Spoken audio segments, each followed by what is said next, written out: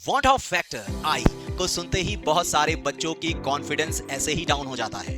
तो आओ हम केमिस्ट्री के इसके ट्रिक को इस तरीके से समझते हैं। जिस तरह मैं नमक पानी में डाल रहा हूं तो घुलते हुए पानी को देखना जितना आसान है उतना ही इस ट्रिक को समझना भी आसान है कि ये ट्रिक काम कैसे करती है वॉट ऑफ फैक्टर की।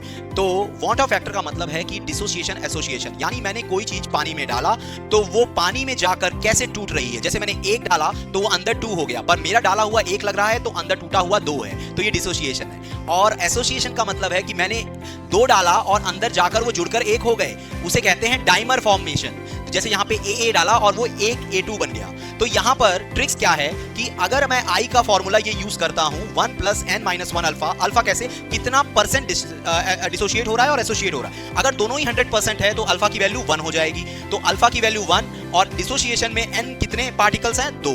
तो यहाँ पे n और अल्फा की वैल्यू, n की वैल्यू 2 और अल्फा की वैल्यू 1 रख के मैं सॉल्व करके i की वैल्यू निकाल सकता हूँ।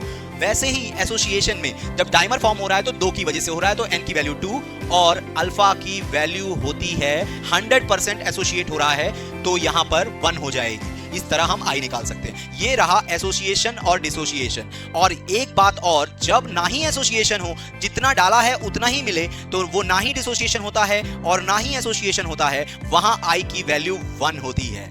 तो ऐसे ही ट्रिक्स के लिए, केमिस्ट्री के आसान और ट्रिकी तरीके को जानने के लिए मुझे फॉलो करें।